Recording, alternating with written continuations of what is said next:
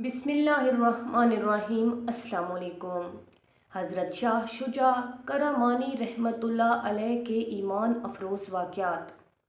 आप शाही ख़ानदान से ताल्लुक़ रखने के बावजूद बहुत ही अज़ीमुल मर्तबत बुज़ुर्ग हुए हैं। आपने बेशुमार बुज़ुर्गों से शर्फ़ नियाज़ हासिल किया। आप मुकम्मल 40 साल तक नहीं सोए और जब आँखें नींद से भारी होने लगती तो नमक भर लेते। लेकिन 40 साल के बाद जब आप एक मर्तबा सोए तो अल्लाह ताला को ख्वाब में देखकर अर्ज़ किया, ए अल्लाह पाक, मैंने तुझे बेदारी में तलाश किया लेकिन ख्वाब में पाया। निदा आई कि ये उस बेदारी का मुआवजा है। उसके बाद से आपने सोने को इसलिए अपना मामूल बना लिया कि शायद फिर जलवा खुदावंदी नज़र आ जाए।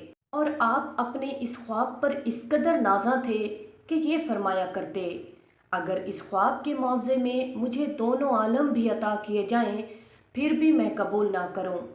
जब आपके यहाँ बेटा पैदा हुआ तो उसके सीने पर सब्ज़ हरूफ में अल्लाह जल शाना तहरीर था, लेकिन जब वो शऊरी उम्र को पहुँचा तो लहू और लहब में मशगूल रहकर बरबत पर गाना गाया करता था। चुनाचे रात के वक्त जब एक महल्ले में से गाता हुआ गुजरा तो एक नई नवेली दुल्हन जो अपने शौहर के पास सोई हुई थी बेकरार होकर उठी और बाहर झांकने लगी। उसी वक्त शौहर की आंख भी खुल गई तो उसने बीवी को ना पाकर ढूंढा। बीवी के पास पहुंचकर उस लड़के से मुखातिब होकर कहा कि शायद अभी तेरी तौबा का वक्त नहीं आया। ये सुनकर लड़के ने पुरइसरार अमेज़ अंदाज में कहा, यकीनन आ चुका है, और ये कहकर बरबत तोड़ दिया और उसी दिन से ज़िक्र इलाही में मशगूल हो गया और इस दर्जाए कमाल तक पहुंचा कि उसके वालिद फरमाया करते थे कि जो मकाम मुझे 40 साल में हासिल ना हुआ वो साहबजादे को 40 यौम में मिल गया। शाह करमान ने आपकी साहबजादी के साथ निकाह करने का पैगाम भेजा तो आपने 3 दिन की मोहलत तलब की और 3 दिनों में मस्जिद की तरफ इस नियत से चक्कर काटते रहे कि कोई दरवेश कामिल मिल जाए तो मैं उसी से निकाह कर दूं। चुनाचे तीसरे दिन एक बुजुर्ग खलूसे कल्ब के साथ मस्जिद में नमाज अदा करते हुए मिल गए तो आपने दरियाफ्त किया, क्या तुम निकाह के ख्वाहिशमंद हो? उन्होंने कहा, मैं तो बहुत मखलूकुल हाल हूँ, मुझसे कौन अपनी लड़की का निकाह कर सकता है। लेकिन आपने फरमाया, मैं अपनी लड़की तुम्हारे निकाह में देता हूँ। चुनाचे बाहिमी रजामंदी से निकाह हो गया और जब साहबजादी अपने शौहर के यहाँ पहुंची तो देखा कि एक कूजे में पानी और एक टुकड़ा सूखी हुई रोटी का रखा हुआ है। और जब शौहर से पूछा ये क्या है तो उन्होंने कहा, आधा पानी और आधी रोटी कल खाली थी और आधी आज के लिए बचा रखी थी। ये सुनकर जब बीवी ने अपने वालिदैन के यहाँ जाने की ख्वाहिश की तो शौहर ने कहा, मैं तो पहले से ही जानता था कि शाही ख़ानदान की लड़की फ़कीर के साथ गुजारा नहीं कर सकती। लेकिन बीवी ने जवाब दिया कि ये बात नहीं, बल्कि मैं तो अपने वालिद से ये शिकायत करना चाहती हूँ कि उन्होंने मुझसे वादा किया था कि मैं तेरा निकाह किसी मुत्तकी से कर रहा हूँ, मगर अब मुझे मालूम हुआ कि मेरा निकाह तो ऐसे शख्स से कर दिया गया है जो अल्लाह ताला पर भरोसा नहीं रखता है और दूसरे दिन के लिए खाना बचा कर रखता है, जो तवक्कल के कतअन मुनाफी है। लिहाजा इस घर में या तो मैं रहूँगी या ये रोटी का टुकड़ा रहेगा। हज़रत अबू हाफिज़ ने आपको तहरीर किया कि जब मैंने अपने अमले नफ्स और मुसीबतों पर निगाह डाली तो मायूसी के सिवा कुछ न मिला। तो आपने जवाब में तहरीर किया कि मैंने आपके मकतूब को अपने कल्ब के लिए आईना बना लिया है। हज़रत याहया बिन मुआज़ आपके गहरे दोस्तों में से थे। चुनाचे एक मर्तबा दोनों एक ही शहर में जमा हुए तो हज़रत याहया ने अपनी मजलिस वाइज में आपको भी दावत दी, लेकिन आप नहीं गए। और जब एक दिन हज़रत याहया के पास जा पहुँचे तो एक गोशा में छुप कर बैठ गए।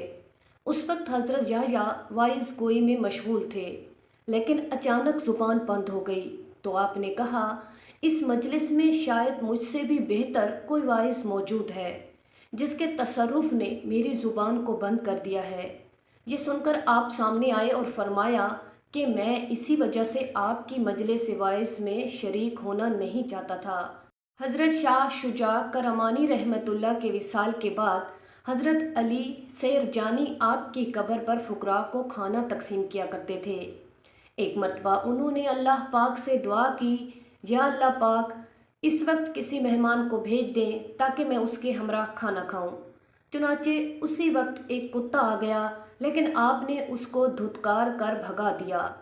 اس کے جاتے ہی غیبی ندا آئی کہ خود ہی مہمان کی تمنا کرتے ہو اور خود ہی مہمان کو دھتکار دیتے ہو۔ یہ ندا سن کر آپ مضطرب ہو گئے اور کتے کی جستجو میں نکل کھڑے ہوئے، اور بہت ڈھونڈنے کے بعد جب وہ جنگل میں مل گیا تو آپ نے کھانا اس کے سامنے رکھ دیا، لیکن اس نے نہیں کھایا، جس کی وجہ سے احساس ندامت کرتے ہوئے آپ نے توبہ کی۔ توبہ کے بعد آپ سے کتے نے کہا، آپ نے اچھا کیا، ورنہ اگر شاہ کرمانی کے مزار سے ہٹ کر اس قسم کی حرکت کرتے تو ناقابل فراموش سزا کے مستحق ہوتے۔ ناظرین، اس ویڈیو سے ہمیں اپنی ذات کے لیے اصلاحی سبق حاصل ہوتا ہے۔ پہلا سبق یہ ہے کہ آپ نے شاہی خاندان سے تعلق رکھنے کے باوجود درویشانہ زندگی کو ترجیح دی۔